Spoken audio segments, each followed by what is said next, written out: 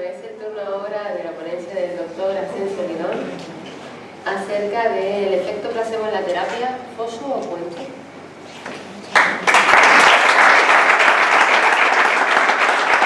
Buenos días a todos, gracias Pedro por darme esta oportunidad de compartir muchas de mis reflexiones en un foro que es complementario al que hice en marzo de este año, porque hice una conferencia, fueron 4 horas, hablando sobre el tema del efecto placebo, pues ya la di a los compañeros del Colegio de Médicos de Las Palmas. Entonces, soy partidario de que la verdad no es patrimonio de nadie y además en la historia de la humanidad es un proceso que se va desarrollando generación tras generación y que nadie debe encastillarse en detentarla de forma exclusiva, ¿no? Porque siendo así, pues se produce la manipulación de las mentes y corazones, que eso está muy mal para la evolución de las sociedades modernas. Bueno, entonces, ¿cuál es el sentido de mi charla? El sentido de mi charla es que yo he tenido un pie en cada lado, empecé mi práctica clínica como médico naturista y luego pues, hice mi formación hospitalaria y estoy del otro lado también, sé perfectamente convivir con los dos lados. Pero lo que se llama el placebo, el efecto placebo, me di cuenta con el curso de los años que es una de esas grandes misterios ocultos a la vista, que está la gracia, ocultos a la vista de todos. Porque detrás de esto nos podemos encontrar grandísimas sorpresas. Y de esas reflexiones y de esa evolución es de la que quiero hacer partícipe al auditorio.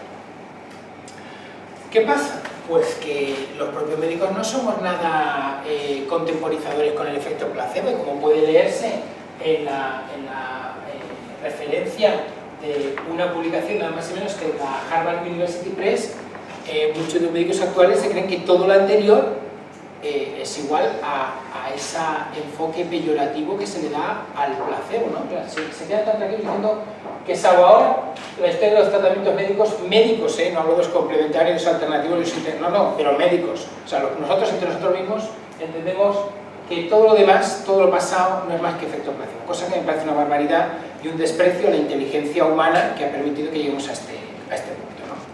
Pero claro, tenemos la otra alternativa y es que ha proliferado, y con el apoyo de los poderes públicos, un montón de elementos terapéuticos que a más de nosotros pues, nos sorprenden, porque como bien se reconoce, no están fundamentados en la evidencia que tan cruelmente utilizamos hacia el pasado. Pues entre nosotros mismos somos así de crueles con nuestro pasado, no digo con los recién llegados.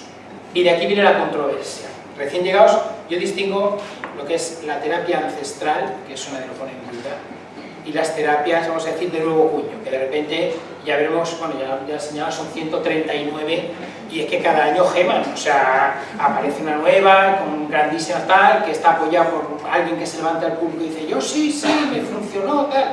Eso es un hecho que todos conocemos y que no nos podemos engañar, sucede, ¿no? Entonces, ¿qué pasa? Pues que hay que buscar una situación que permita ver con serenidad los excesos de ambos lados, ¿vale? Nosotros no somos muy políticos a pronunciar sobre nuestros excesos, siempre criticamos mucho mejor los excesos de los demás, ¿no?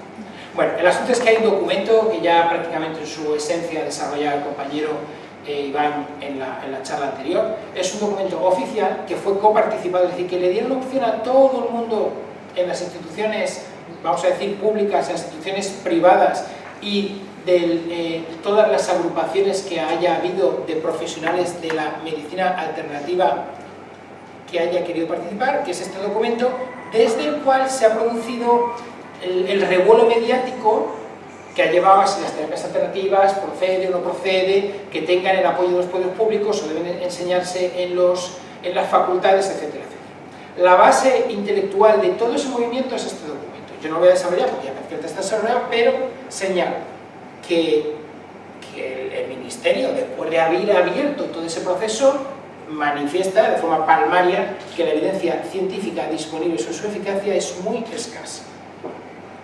Y están todos los que manifestó, las 5 grandes áreas, que yo ya no voy a repetir. Y entonces, ¿qué pasa? Y esto es muy importante.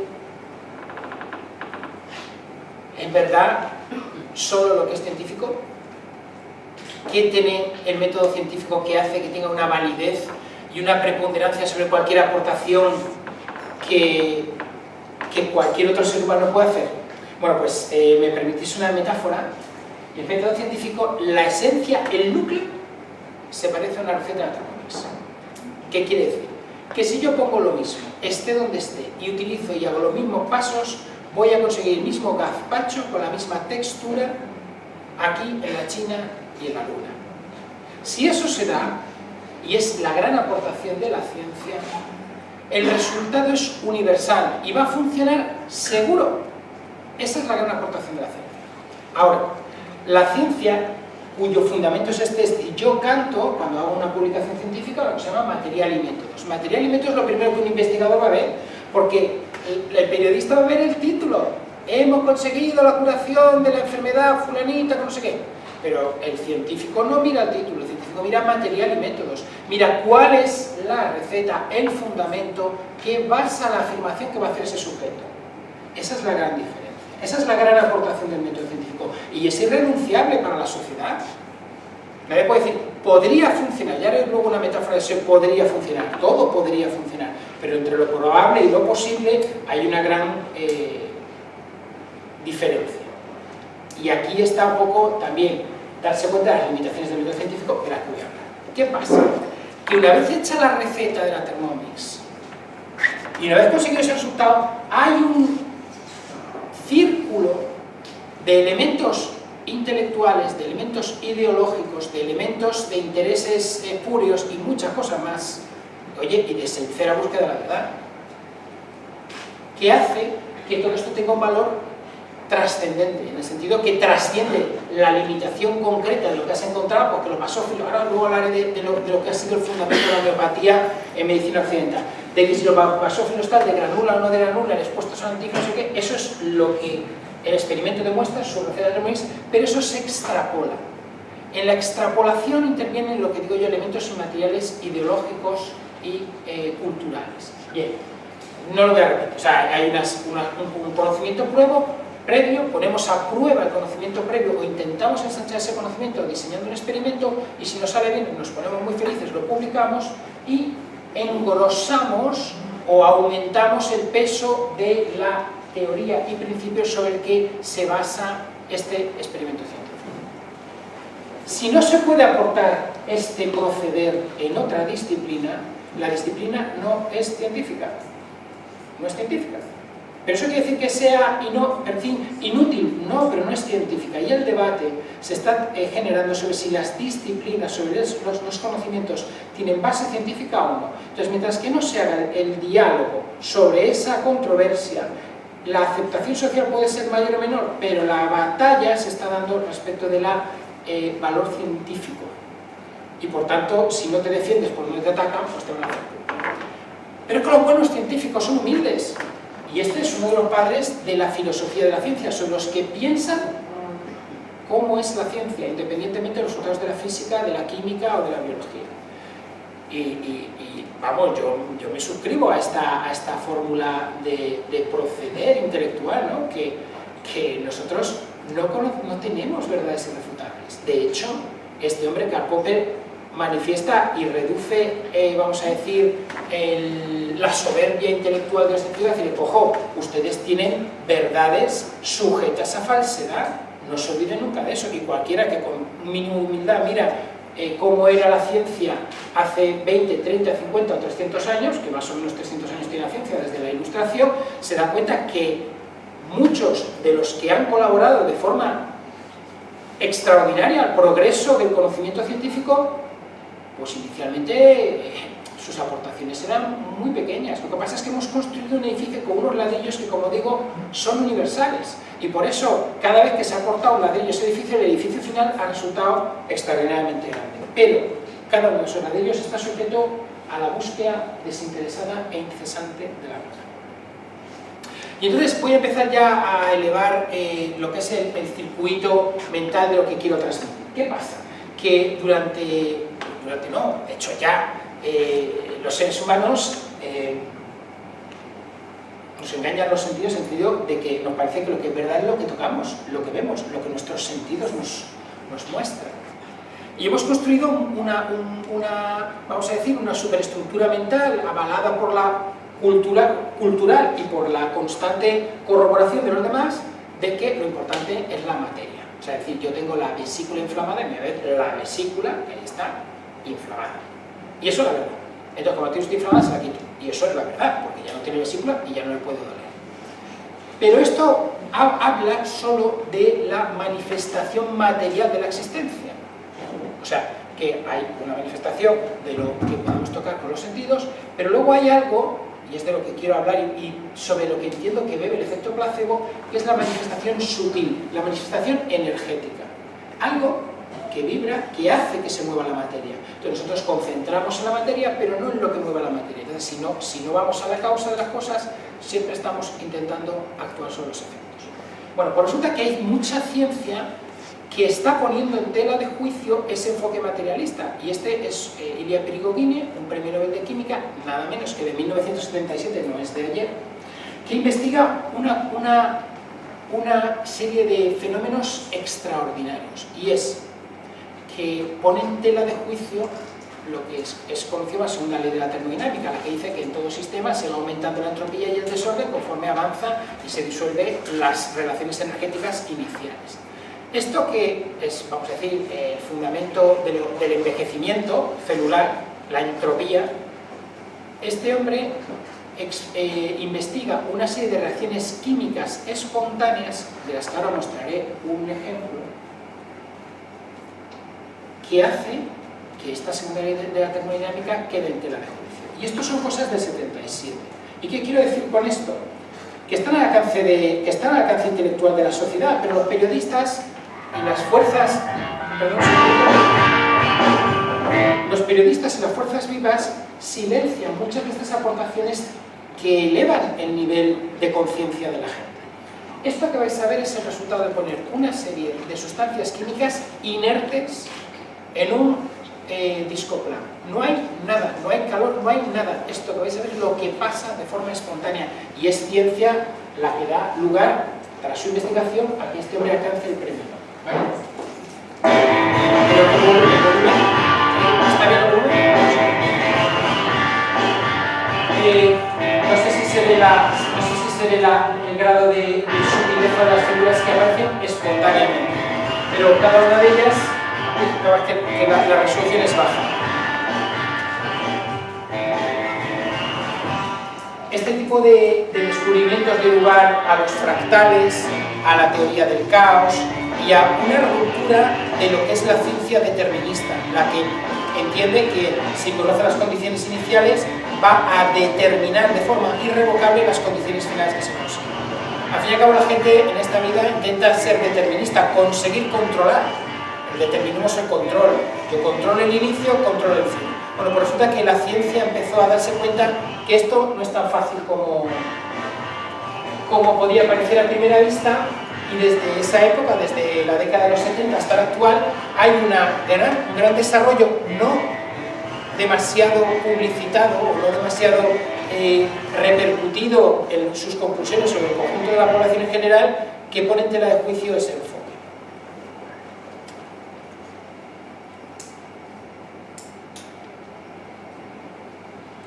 ¿Y qué pasa? Pues que este hombre consigue el premio Nobel por describir las estructuras disipativas.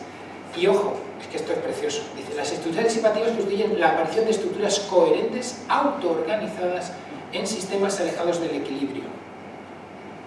El nuevo hecho fundamental es que la disipación de energía y de materia, que suele asociarse con la noción de pérdida y evolución hacia el desorden, se convierte lejos del equilibrio en fuente de orden.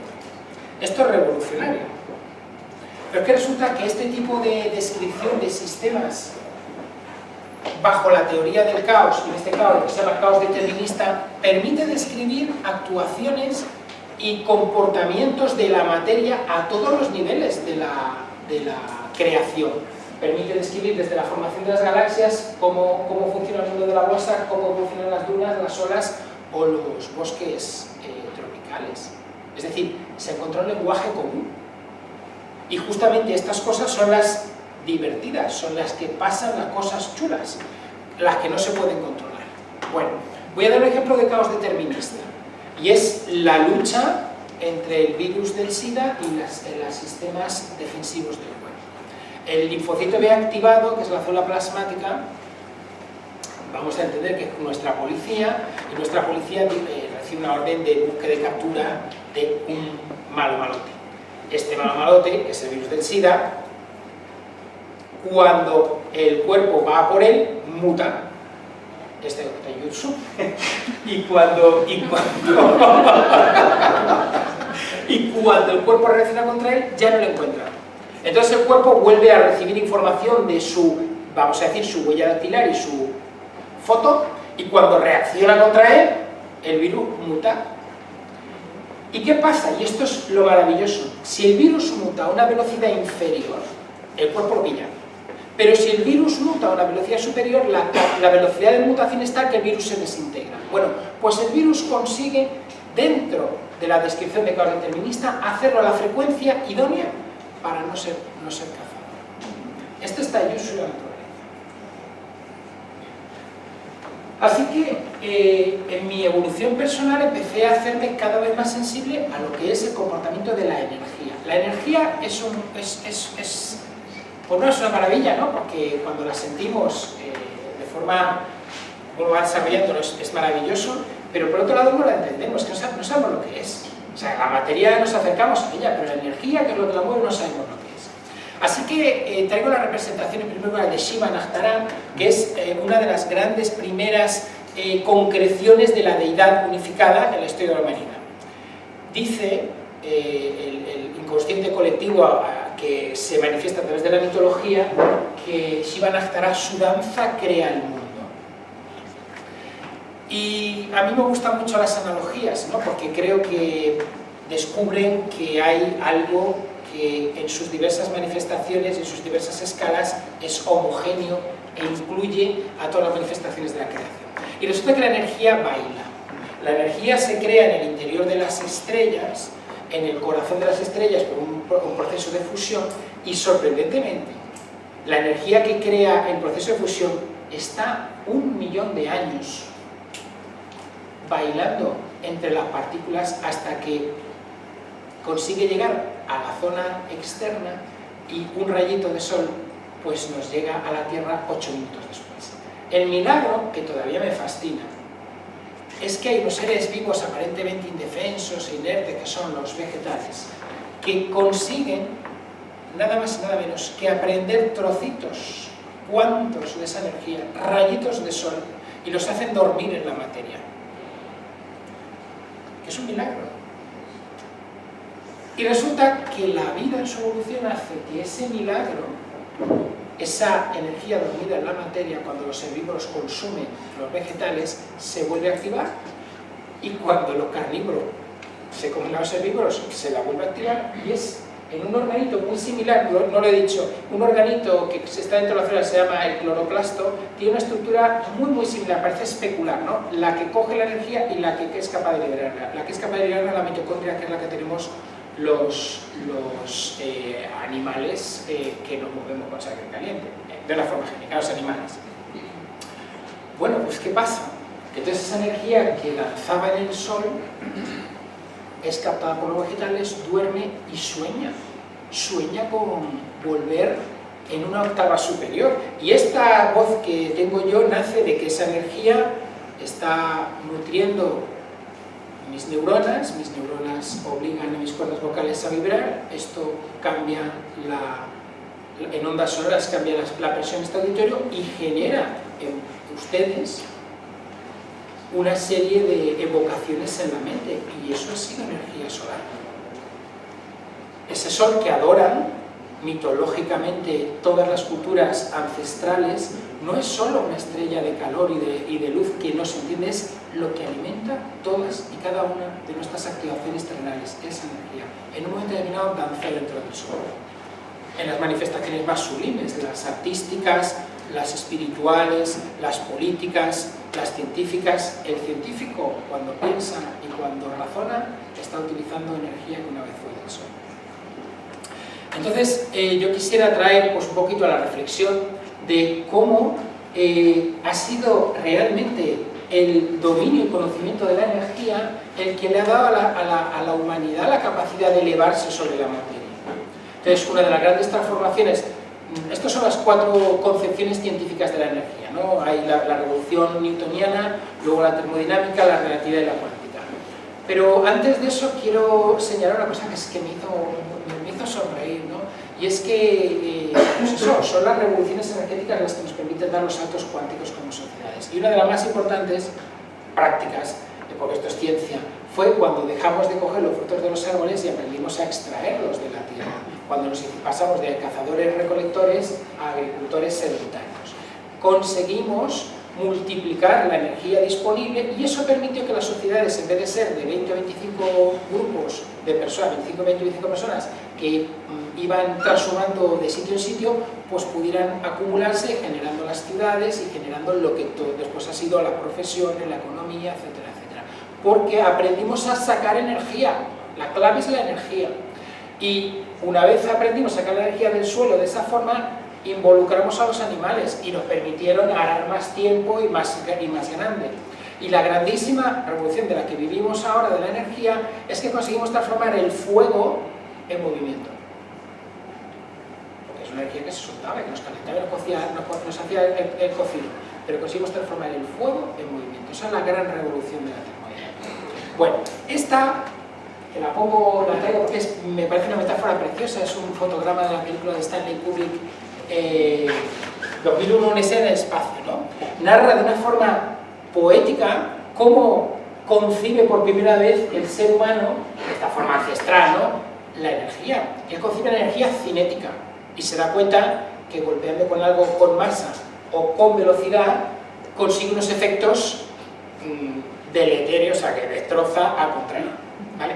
Esto lo aplicamos a las artes marciales. Esta es una forma tan natural en el actual estado, vamos a decir, de conciencia colectiva, que siempre cuento la misma anécdota. Mi niña, Sofía, ya con 3 años, entendía la energía cinética y pegaba su mano con cosas. Sabía que hacía más daño. Muy bien, pues esta es fácil. Pero esta segunda, que es en la que nos encontramos ahora, ya la energía se revela como una transformista. Algo que fluye de una forma a otra que no entendemos. Lo único que nos importa de ella, por desgracia, es la mecánica, pero el calentamiento global viene derivado de que la energía sigue su curso y después de mecánica se vuelve a calorífica y ya de allí no vuelve por la entropía. Pero ha sido el resultado de la revolución que permite pues, que tengamos las luces, que vengamos en coche, que volemos en avión y tantas cosas del momento actual. La siguiente concepción del comportamiento de la energía tuvo manifestaciones dramáticas, que es la energía nuclear, pero de nuevo no me dejó de sorprender que la fórmula de energía cinética que habéis visto y la fórmula einsteiniana de E igual a mc cuadrado se parecen mucho, se parecen tanto que son la misma. Hay una transformación matemática que permite trasladarla una a la otra. ¿Y qué significa esto? Pues que determinados aspectos de la energía no son sino octavas de una manifestación superior de la misma. Y que la historia de la humanidad no son más que sueños, construyendo castillos que sabe que va a ser barrido por el tiempo o por las circunstancias, pero que solo gracias al conocimiento de la energía pueden llegar a trascender. Esta es la foto que hizo pública el CERN para demostrar el bosón de Higgs. La manifestación cuántica de la energía ya es pura poesía. Yo invito, siempre digo que llego a esta parte de la conferencia, invito al auditorio a buscarla por sus propios medios. Eso de que la energía sea vibración es que es tan bonito que, sobre todo una música, ¿no?, que dices, es emocionante. Lo más bonito de esto, el principio de superposición. El principio de superposición luego tiene unas derivadas, vamos a decir, que se han popularizado, que son un poquito exageradas, ¿no? Pero el principio de superposición dice que la partícula, entendida a nivel cuántico, antes de recibir la mirada consciente del observador, está en infinitas posibilidades cuánticas. Y que todas ellas, descritas por la función de onda, colapsan y se manifiestan en una única posibilidad a los ojos del observador. Esto es lo que se ha transformado en tú construyes tu realidad. Pero claro, a nivel cuántico, a nivel macroscópico, no a nuestro nivel. Ojalá llegáramos a ese grado de integración con la energía como para poder construir nuestra realidad de esa forma. Esto es a nivel cuántico. Y que, voy a dar un ejemplo de que no entendemos las cosas, porque es que aunque las entendamos, con la cabeza no las entendemos, y es la estructura conocida del átomo. La estructura conocida del átomo, si ampliamos el átomo a poder entenderlo, el átomo es una pelota de baloncesto, que tiene aproximadamente 20 centímetros, que está rodeada por los electrones que están a una escala a 7 kilómetros dando vueltas. Todo de dentro es vacío. Y intentar creer que esto, cuando nos tocamos, lo que hacemos es que se repelen estas capas de electrones. O sea, cuanto más cerca estamos, cuando más nos repelemos. Y es tan raro de entender que me lleva a lo que es la mitología, porque la mitología son explicaciones de lo que determinadas intuiciones corroboradas por el curso de las generaciones han permitido que podamos entender el mundo. Y más de estas imágenes o estas sugerencias mitológicas resulta que se pueden hoy demostrar desde el punto de vista científico. La propia medicina convencional en todas las culturas, la egipcia, la helenística, tienen un antecedente mitológico y nos agarramos a eso para darnos validez social y cultural. Bueno, voy a traer y también haciendo un homenaje a Sanshiro Kana, un homenaje a uno de los mitos y poder ofrecer cuánto de razón tiene la descripción mitológica, porque 2000, 3000, 5000, un número de miles de años después resulta que podemos describir o podemos encontrar el acomodo de esta descripción mitológica en nuestros conocimientos científicos. Voy a hablar del mito del ave fénix, el ave que renace de sus cenizas. Suena raro, ¿no? ¿Qué es eso de que un ave que se muere, se ha descarbonizado y luego renace de sus cenizas? Es un mito muy potente y riquísimo. Un día encontré, en fin, pude encontrarlo descrito por la ciencia actual. Como he dicho, en el corazón de las estrellas se hace energía, pero también se hace la materia.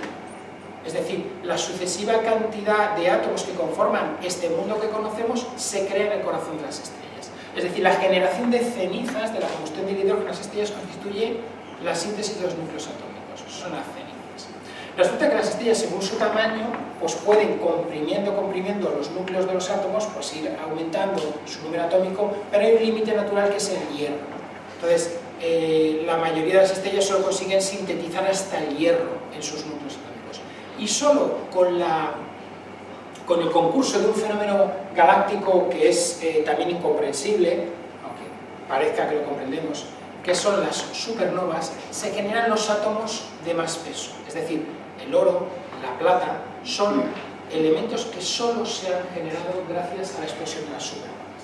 Entonces, el Q, que es el vacío, es donde nace todo, el K, que es la energía del fuego, ¿no? Y una supernova son 10 de soles, que significa la relación que hay entre un eurito y 10.000 millones de euros, para entendernos. Pues hay una supernova que describieron los chinos, que llegó a ser tan brillante como que se veía a simple vista a la luz del día. Ahora la han encontrado, buscando en el cuadrante los restos de aquella supernova. Bueno, pues esta supernova da lugar a los elementos más complicados. Las estrellas tienen generaciones y nuestra estrella tiene madre y ha tenido abuela. Y cuando estalla la supernova, siembra el universo de materiales, y estos materiales, gracias a la fuerza de gravedad, se acumulan y forman un planeta como el nuestro. Y este caso es el chino. Esto, en el caso de la Tierra, gracias a la actividad volcánica, pues se liberaron grandes cantidades de lo que ha sido vapor de agua que dio lugar a los océanos, y allí, de nuevo por la relación entre la energía, las presiones y las sustancias químicas disueltas en el océano, dan lugar a la vida. La vida se creó en los océanos. Pero lo bonito es que la vida intenta volver al lugar de donde nació y vuelve al aire, vuelve a buscar al cielo. Y la poesía de esto es que cada uno de nosotros tenemos un trocito del océano primitivo dentro.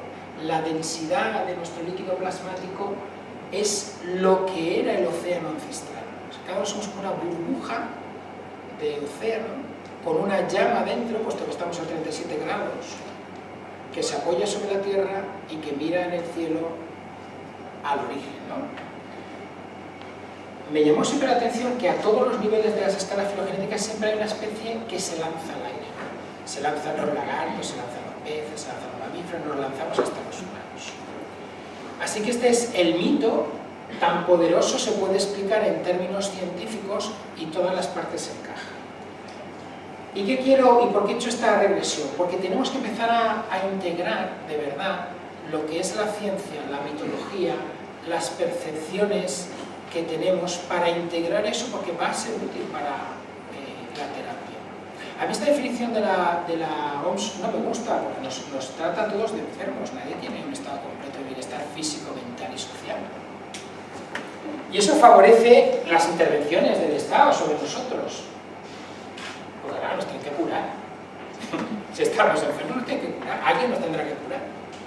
Bueno, la fitoterapia clásica, este es el Dioscorio, es un libro que ha alimentado el conocimiento de la fitoterapia durante centurias y que nadie pone en duda las sustancias químicas que se encuentran en las plantas, porque las industrias farmacéuticas se van a buscarlas tanto como que hace una especie de Indiana Jones de la botánica, que se meten como si fueran de operaciones especiales con las tribus amazónicas, porque en los miles y miles y miles de plantas y de compuestos que hay no se puede distinguir con facilidad qué va a ser bueno y qué va a ser malo. Entonces se pasan 1 año, 2 años haciéndose amigos de los indios, les roban sus secretos y se los ofrecen a la industria. Entonces la industria ya sintetiza una sustancia orientada por el uso ancestral que tenía. O sea, que le robamos a las culturas ancestrales sus tesoros para luego utilizarlo contra ellas. Bueno, quiero hablar de la homeopatía. La homeopatía, ya más o menos lo que es su esencia, ya la comentaba antes lo que es, y la homeopatía tuvo unos gozos tales que consiguieron publicar un estudio que avalaba la homeopatía nada más y menos que en Nature, que es uno es la una, o sea, Science y Nature, las 2 revistas más prestigiosas de la ciencia a nivel mundial, y se coló este artículo.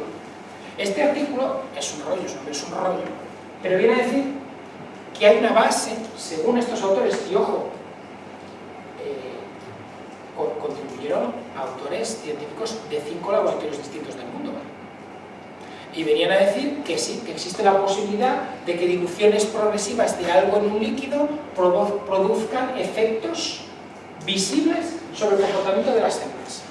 Esto es lo que permitió validar de una forma, ojo, genérica. Una cosa es que esto pase en estas células y luego que el medicamento fulano homeopático funcione para la enfermedad fulana homeopática en tal grupo de pacientes para tal tipo de patología. Eso es un salto muy grande, ¿vale? Pero esto acuñó el término de la memoria del agua. Dijo, pues como no hay nada, porque ¿qué hacían sus diluciones de 10⁻⁻60, que es 0 absoluto?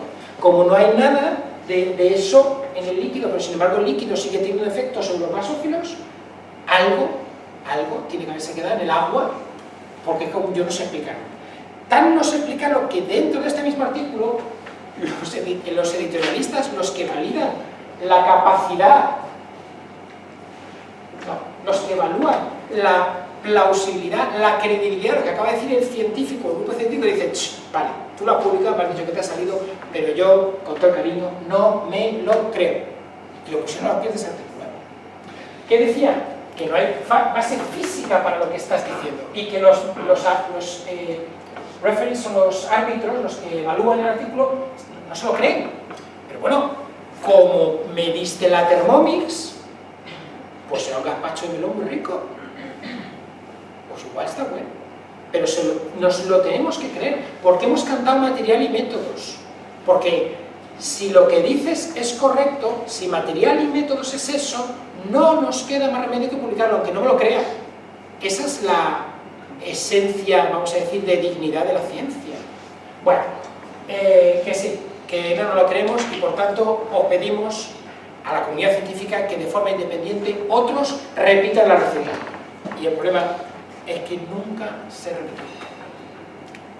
este artículo nunca más fue revalidado por investigaciones posteriores independientes. Y de aquí vinieron las sombras, porque por un lado, unos espabilados científicos, farmacéuticos, empresarios dijeron, bueno, pues con la homeopatía ya funciona porque hay una memoria del agua, porque lo ponen hecho, porque borramos el párrafo del final, pues empezaron a hacer un crecimiento empresarial sucesivo y fundaron una compañía que se llama Boiron, francesa, y a través de las técnicas de las multinacionales, porque como veis ahí en el quesito, en marketing, porque dejaban casi un 20% de los ingresos totales los dedicaban al marketing, que era a facilitar la visibilidad de la homeopatía en la sociedad, consiguieron hacer contratos con las universidades, hacer medicina, o sea, hacer cursos de doctorado, y claro, como decía esta mañana, si tú esto mismo, en vez de hacerlo aquí, lo haces en la Universidad de Las Palmas, pues parece, pero es que si lo haces en el Consejo Superior de Investigaciones Científicas, pues le das un marchamo de verosimilitud mucho mayor. El asunto es que los de Boiron crecieron mucho, parecía que esto funcionaba, hasta que un día empezaron a verse rodeados y se fueron a una rueda de prensa en donde les crujieron a base de dinero y preguntaban, pero bueno, ¿esto por qué funciona? Y ellos mismos reconocieron que no sabían por qué. Y a partir de ahí empezó el declive de Boiron. Y no hay ni uno ni dos periódicos, o sea, fue una rueda de prensa, pero las preguntas que se hicieron gente de conocimiento científico. Y voy al efecto placebo, poco a poco, me voy acercando, un poco después de hacer este grandísima elipsis, voy al efecto placebo. El efecto placebo tiene, vamos a hacer una visibilidad en Occidente derivado de las actuaciones de este médico. Este médico estaba aislado, tenía que tratar a sus pacientes les doy las cosas, no tenía con qué, y empezó a decirles, esto funciona. Esto funciona y los pacientes respondieron. Y de su experiencia, pues condecoraron y todo esto, de su experiencia empezó a investigarse el efecto placebo en Occidente. Por desgracia, como digo, el efecto placebo, o el placebo, la utilización del placebo está lleno de... y ahora veremos en el vídeo, ¿no? De un efecto, o de una esto peyorativa. Y esto es un vídeo de redes de Punset, cuando se pone a hablar con los científicos. Durante años los placebos han tenido muy mala prensa. Básicamente se usaban para engañar a la gente. Doctor, no me encuentro bien. Sí, he hecho todos los estudios y usted no tiene nada. No me encuentro bien.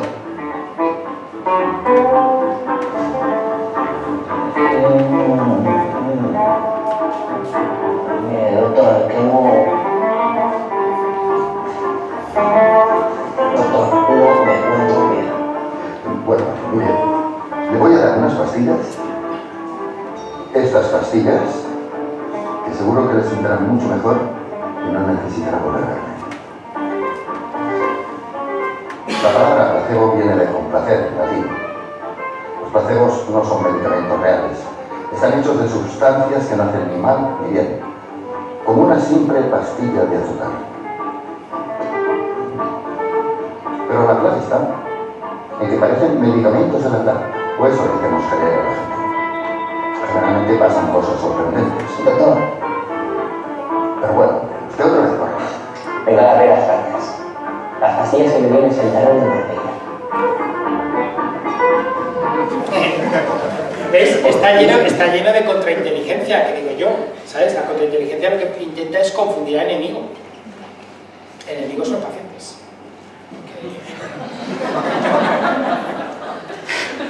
Bueno, total, que vaya rollo, ¿no? Para débiles mentales, ¿verdad?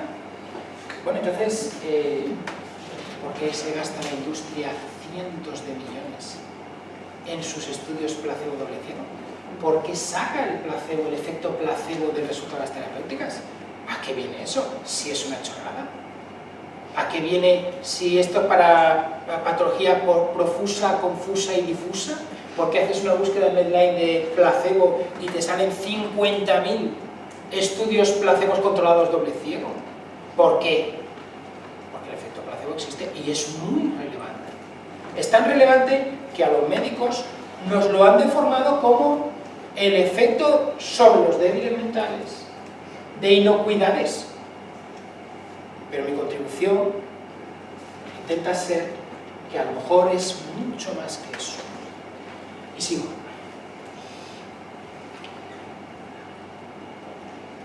Voy a dar un ejemplo de, con perdón, ¿vale? Que hay que tomárselo con un poquito de humor, de una instalación de una nueva terapia alternativa, ¿vale? Y, ojo, que este vídeo de verdad, ¿eh? Para que veáis lo difícil que es hacer ciencia.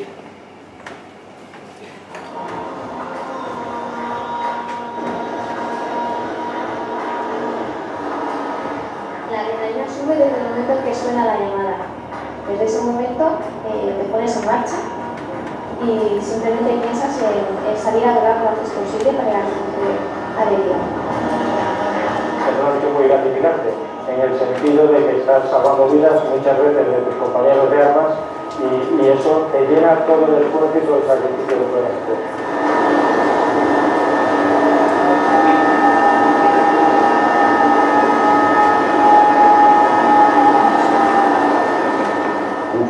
Después, cuando se han recuperado, con alegría, como gracias a ese sonido pudieron intentar aferrarse a la vida.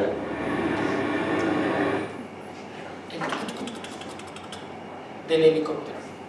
Por tanto, si yo fuera un chico avispado, diría, pues me voy a inventar una terapia nueva, la helicópterapia.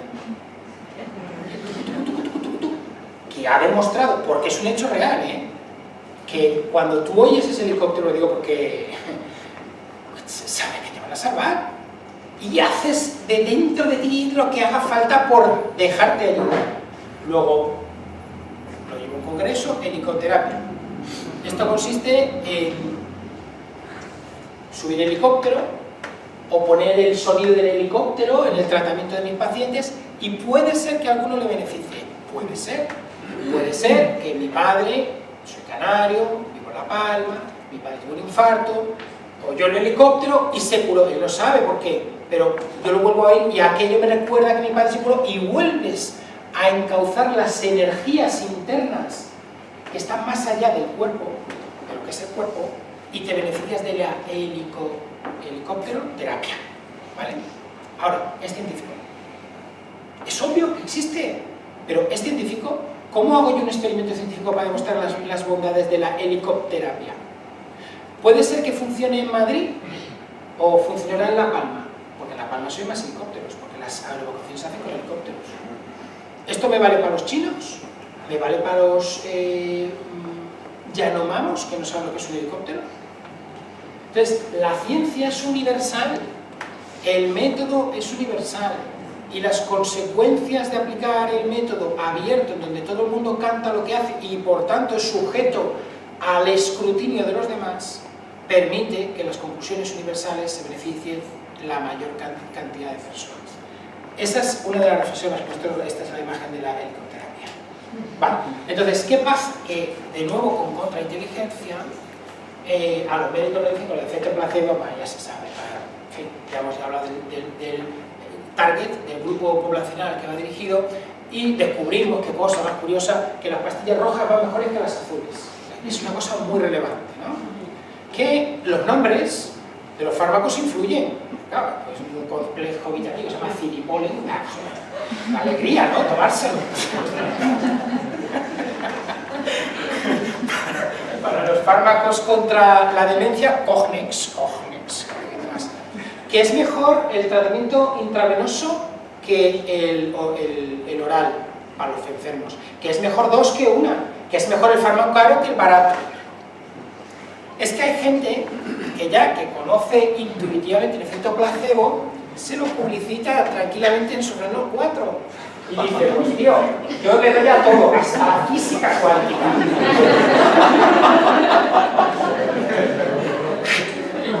Para que el adversario, que es el paciente, pues entre al territorio de combate, ¿no?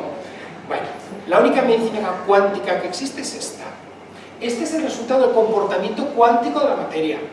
La resonancia habla de que cuando cambias el spin de los protones, porque los electromagnéticos hacen una vibración, una radiación, y eso es captable. O cuando haces un single, o sea, el PET, la tomografía de emisión de positrones. Esto es medicina cuántica. Y lo otro es tocar de oído, joder. Bueno, el efecto placebo, sin embargo, es que es muy persistente y muy perseverante en la mente colectiva. Y resulta que no solo es para débiles mentales, pacientes, sino que se demuestra, y esto es chulísimo, que tú coges un medicamento que funciona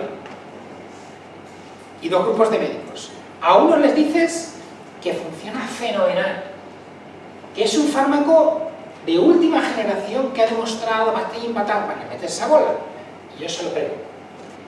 Y a otro le dices, bueno, pues que funciona, que no va mal, que lo usen y tal. ¿Qué pacientes creéis que va mejor? El que no tiene medicina. Van mejor los pacientes cuyos médicos están convencidos de las bondades de sus tratamientos. Hasta ese punto, el efecto placebo, no el placebo, el efecto placebo es poderoso. Así que hay que buscar una definición del efecto placebo que nos lo haga presente en su auténtica profundidad. Y es una definición durísima para los materialistas, porque te obliga a trascender del plano. Es el cambio incorporado en la unidad mente-cuerpo que ocurre como resultado del significado simbólico que se atribuye a un evento objeto en el ambiente terapéutico curativo. Estamos hablando del efecto simbólico. ¿Y dónde se van los símbolos? ¿A qué parte de la existencia? A partes muy sublimes se van los símbolos. Entonces, el efecto placebo no se encuentra tanta bibliografía sobre el efecto placebo. Tú pones placebo y te salen todos los estudios placebo controlado o doble ciego. Pero cuando pones efecto placebo ya hay tantos estudios. La mayoría de los que yo he encontrado son de Fabrizio Benedetti y es una delicia porque es una persona pues, que se le nota que busca la verdad. Bueno, ¿qué pasa? Que el contexto psicosocial alrededor del paciente y la terapia tiene efecto placebo. Y las palabras de los doctores y del personal médico, que muchas veces tratamos a la gente muy mal y fatal, no voy a decir cómo, pues es un término ya de más chetal, pero ¿sabes? A mí me hiere la sensibilidad, vengo ahora a hacer una rotación hospitalaria y hacía mucho tiempo en el hospital y me hiere la sensibilidad de ver cómo tratamos los de batas de multicolores, porque cada uno está, pero bueno, cómo se tratan los pacientes, por la cuestión de la masificación, pero que tienen efecto bueno y malo. O sea, es un efecto placebo y un efecto nocebo, un efecto perjudicial por todo lo anterior. O sea, es el efecto negativo del placebo. El color, la forma, el olor y el gusto de las medicaciones, el ser tocado por agujas u otros aparatos, el simple hecho de que te pongan electro ya tranquiliza, pero eso lo sabemos los médicos, y hacemos la ocultación y tal, y hacemos un rollito ahí, pues porque sabemos que eso tiene efectos positivos sobre el estado de ánimo del paciente y ese estado de ánimo sobre sus resultados finales. La interacción con otros pacientes o personas es ese típico efecto contra placebo de estar sentado y a ti, ¿usted por qué viene? No, bueno, a mí ya está, porque las putadas que me han hecho sonar, porque no me acertó, porque llevo 6 meses, esto no se va a curar usted.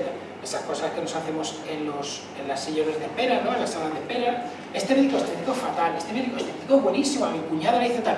Eso es efecto placebo, incontrolado. La simple visión de los profesionales de la salud de hospitales sobre instrumentos médicos. Ahí está la helicópteroterapia, porque es saber que viene un médico a por ti en helicóptero, está ahí. Y todo lo que sean, vamos a decir, creencias o expectativas personales. Incluso el recuerdo de lo que te ha pasado otra vez. Eso, no, doctor, esto no me gusta porque la última vez otro médico, no sé cuánto, no me fue bien y ya no, el efecto placebo no va a tener lugar sobre ti. Bueno, hay una serie de factores psicobiológicos, no me quiero tampoco enrollar. Aquí voy a mostrar dos manifestaciones de efecto placebo muy sabrosas porque por lo menos uno de ellos se toma batido de fresa. Entonces se da ciclosporina, a ver si tengo esto, ciclosporina A, aquí se da ciclosporina A y batido de fresa una serie de veces y luego solo se da el batido de fresa. ¿Qué tal? ¿Qué pasa? Sale barato, batido de fresa. Bueno, pues después de interleuquinas y de interferón se produce una respuesta. Hay un efecto placebo. ¿Por qué? Porque se ha asociado el medicamento y el batido de fresa, y la mente hace ¡pum! Y ya no distingue si es batido de fresa o el medicamento. El poder de la mente sobre las células. Y este es muy parecido, pero con claves contextuales. Es esa típica de yo me pongo el abrigo este que me da suerte para ir a jugar no sé qué, porque cuando me pongo la bufandita, voy al fútbol y va y gana. Y yo me la pongo siempre porque está eso, esas pistas contextuales. Y un fármaco produce una elevación del cortisol y de la hormona de crecimiento, y aquí pues no la produce, pero es que aquí solo hay placebo, ¿vale? Placebo que solo las claves contextuales, es que no se da nada, simplemente que por el hecho de entrar en la habitación donde te van a poner la medicación ya te estás poniendo bueno. Que es muy fuerte y muy barato, que es lo que le he intentado transmitir a los médicos, que conocer el efecto placebo, abrirse al efecto placebo es muy fuerte y muy barato. Bueno, esta es una técnica para personal de la medicina convencional que disminuye el sufrimiento, disminuye la cantidad de medicación y muy efectiva, que consiste en la aplicación abierta, es decir, le voy a poner tal cosa. Si tú a un paciente le dices le voy a poner tal cosa, resulta que la aplicación abierta tiene un efecto sobre el dolor mayor que la aplicación ciega. Tú le pones un analgésico a un paciente sin decirse que se lo pones y su efecto es menor. Así que siempre, eso es lo que recomiendan médicos, le voy a poner tal cosa que le va a hacer un efecto beneficioso. Ahora mismo viene la enfermera a enchufarle ahí un analgésico. Este medicamento le va a funcionar y se lo voy a poner de esta y esta y esta pauta. Y eso incrementa el efecto placebo. El efecto. Bueno, y el efecto placebo nace de una parte de la relación mente-cuerpo, por tanto debe estar involucrado el cerebro, y resulta que desaparece el efecto placebo, no se consigue sacar cuando está dañada la sustancia dorsolateral de la corteza prefrontal. Esto pasa en el Alzheimer, esto pasa cuando por magnetoterapia se inhabilita, y entonces ya le puedes contar lo que quieras al paciente, darle las claves, que active sus recuerdos, que no se genera el efecto placebo. Luego, por lo que sea, es una capacidad de la mente vinculada al buen funcionamiento de una serie de áreas cerebrales. Y voy a poner un ejemplo de lo, de humildad, de lo lejos también que estamos nosotros en el lado izquierdo, ¿vale? De la pata, en el otro estoy dando la chapa. No es que yo venga a defender la medicina convencional, lo que intento ponerse en contexto cada una de las aportaciones, ¿no? Bueno, esto es... los médicos entendemos rapidísimamente el mensaje. Cuando se trata algo con 12 o 15 fármacos o procedimientos es que no funciona ninguno. Vamos a probar con esto, Danger, Caution. Vamos a probar, es que como nosotros tenemos esto, se pone esto y funciona. Pero vamos a probar, es que inquietud. Y esto es un caso extraordinario, ¿vale? Esto es lo que se llama el síndrome post-amputación, que es que te duele el miembro que no tienes. Yo tengo una hermana sin una pierna y le duele el miembro que no tiene. Y no hay forma de engañar al cerebro. Y toda esta lista de fármacos no funciona. Y va un neurocientífico y dice, probemos esto. Mirarse el miembro que tienes en un espejo y hacerle creer al cerebro que eso con la vista lo tienes, desaparece, es efectivo. Luego, hay un poder de la mente sobre el curso de la enfermedad que está por explotar, eso es el efecto placebo. Y resulta que cuando acusan o tachan o rotulan a las terapias alternativas como efecto placebo, a lo mejor os están haciendo un favor, porque está hablando de que sois capaces de sacar unas potencialidades que, no, bueno, siempre que el efecto terapéutico se da, pero que tiene un efecto real. No vinculado a la materia, sino a otras que se reclutan otras capacidades sanatorias.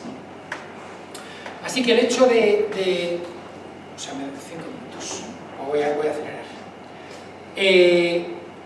El que existe esa capacidad y que además tiene una manifestación inconsciente, como Freud anticipó hace casi 2 siglos, se ha demostrado actualmente en ciencia, que son los experimentos de Libet.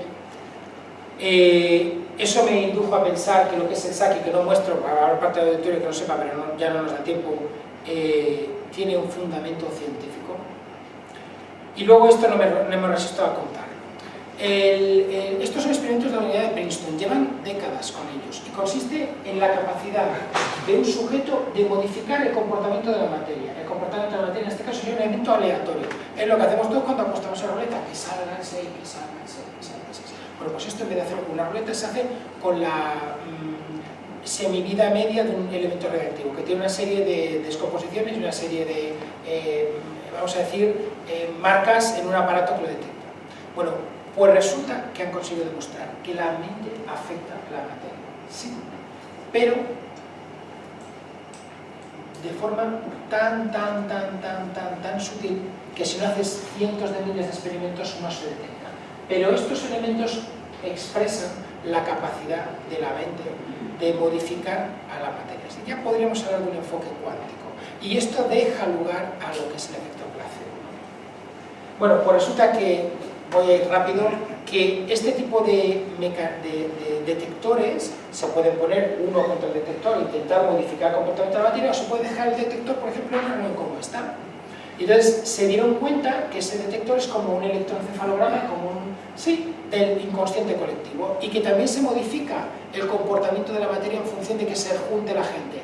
Y si se junta, por ejemplo, para una manifestación, o se junta porque estuvo una zona en donde hubo guerra y hubo una gran mortandad, si se pone este tipo de aparatos, el comportamiento de la materia se modifica. Se modifica hasta el punto que han hecho una red de aparatos de estos en el mundo, y estos aparatos detectan, por ejemplo, porque cambia esa condición de materia a los... Esto fue el asesinato del primer ministro, esto está publicado, de Isaac Rabin. Pero lo sorprendente es esto. O sea, el inconsciente colectivo detectó los ataques a las Torres Gemelas. Esto es ciencia. O sea, que hace falta... Lo que pasa es que no está prodigada. Así que en la medicina, que somos ciencia aplicada, nos hemos encontrado que hemos intentado hacer una aproximación cada vez más profunda al comportamiento de la materia. Llegamos ahora hasta el nivel molecular y no tenemos todavía soluciones que complazcan a nuestros pacientes, y estamos en una constante lucha de ensayo y error que no acaba nunca. Entonces, ¿cuál es mi reflexión? Si la mente puede modificar la materia como es un hecho, ¿por qué no nos curamos espiritualmente? Pues por una metáfora de nuevo. Si uno es un arquitecto y concibe una obra en su mente y dice quiero hacer un edificio orgánico, si ese edificio orgánico en la mente lo modifica a un rascacielos, ¿cuánta energía y cuánta materia se ha modificado? Poquísima. Cuando esa persona dice no, quiero que sea un edificio orgánico, hazme los planos, y hacen los planos y dicen no, no me gusta esto, quiero que me lo cambies, ¿cuánto cuesta cambiar los planos? Más que antes, pero todavía se puede hacer. Pero cuando ha hecho el edificio, si se ha equivocado por donde acomete, moviliza la materia que está ya fijada en el edificio. Pues la relación mente-cuerpo, desde enfermedad, desde salud hasta enfermedad, desde mi intuición, tiene un comportamiento similar. Por tanto, si tú te vas a la consecuencia material y no buscas la causa inmaterial, pues vas a estar jugando el juego de la reina roja. Viene a ser como esto, es decir, si estas personas no anticipan que no se puede meter el vehículo dentro de los volarnos, ¿cuánta energía van a tener que gastar? El simple hecho de darte cuenta que eso está en otro universo, no está en este, no está en el universo de la materia, el darte cuenta que está en otro universo. Y ese es el universo de donde nace y vive el efecto placebo. Vale, y luego otra idea.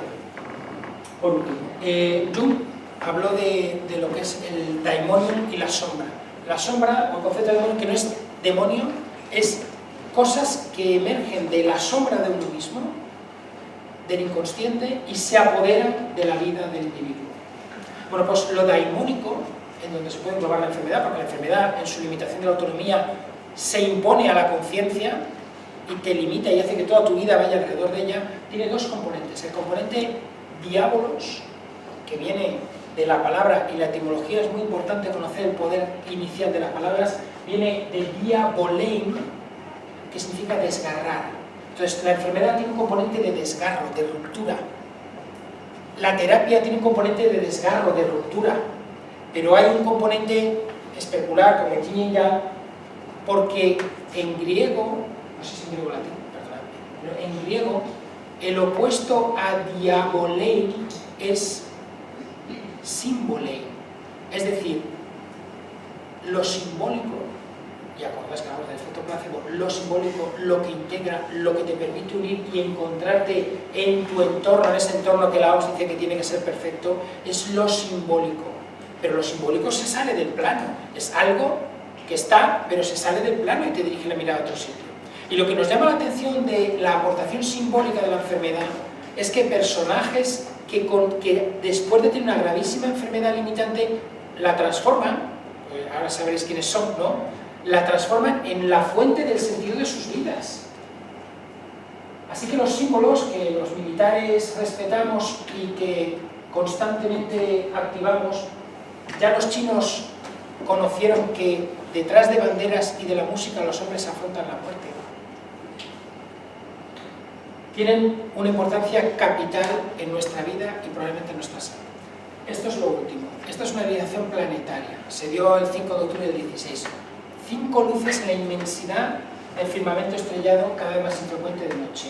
5 lucecitas irrisorias, pequeñísimas, cualquiera que la vea que no les presta ni atención. Pero resulta que el intento del ser humano por entender por qué se movían permitió esto, llegar a la carrera espacial. Esta es nuestra Tierra, vista desde muy lejos. Es la primera vez que sube la Tierra a este tamaño. Hay una foto de la sonda Huygens-Cassini que acaba de sacrificarse ayer. Eso es Saturno. La Tierra está aquí, es una cosa tal.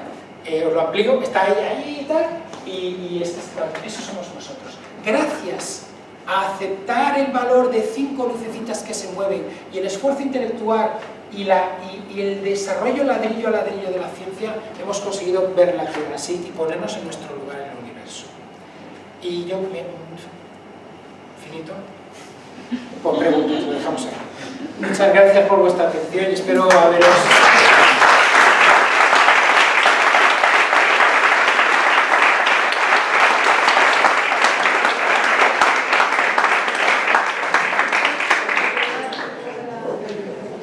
Sí, hay preguntas, ¿no? Si queréis.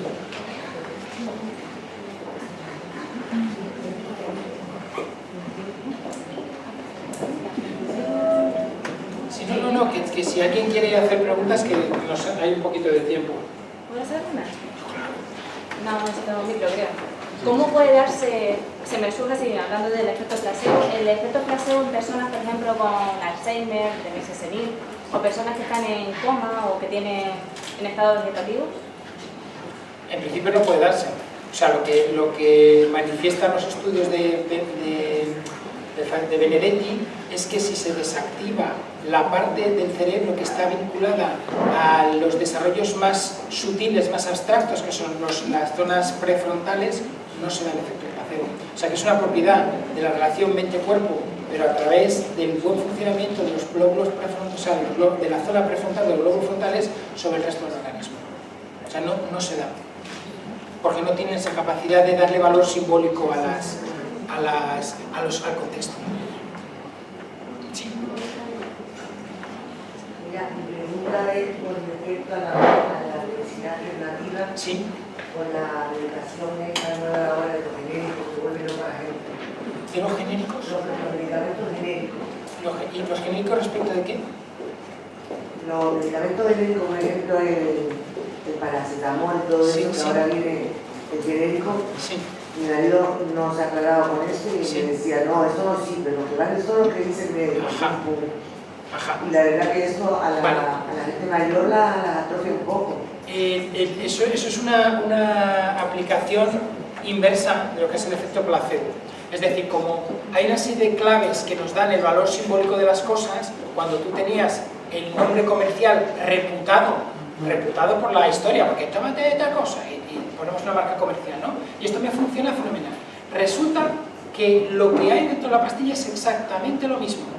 Sin embargo, a uno le funciona mejor la marca comercial, que es más cara, que el genérico, que por quitarle la cuestión de propaganda y los pagos de royalty de licencia es más barato. Al sistema le sale más barato y lo impone. Pero como hemos dicho, uno de los elementos que hace que los medicamentos tengan efecto placebo es lo que pagas por ello. Parece que un medicamento más caro tiene que ser más efectivo. Y ese es el resultado de lo que me estás hablando. El que se lo toma pagando el precio que todo, bueno, igual no lo paga, porque es pensionista y a lo mismo le da, porque no lo paga, pero el sistema sí que sabe que es más caro, porque si tú consumes el medicamento comercial es más caro. Es que yo tomo, por ejemplo, no creo que venga atrás, pero lo voy a decir, el protector gástrico. Sí. Y mi propio médico me ha dicho, mira, con el omeprazol es una alerta que hay de laboratorio. Tómate la clandestina. Sí. Al final llego a casa y no sé si tomarme omeprazol, la clandestina o la Pantec. Sí. Y me quedo con un niño y digo, aquí no se sabe quién es la verdad. El estómago mío es Jesús. Vale, pero es que estamos mezclando elementos de práctica clínica con el efecto placebo, que son cosas distintas. ¿Vale? O sea, yo lo que te puedo decir es que hay determinado beneficio que se experimenta con una u otra medicación, no por la molécula que tiene, sino por el efecto placebo. Y el efecto placebo es tan sutil, tan difícil de atrapar, porque está en otro plano. Entonces, no se puede hacer generalizaciones al respecto de aplicadas a si cambio este tratamiento por el otro. Y ahora vamos a disfrutar de un tema de Agustín Lara llamado Solamente una vez.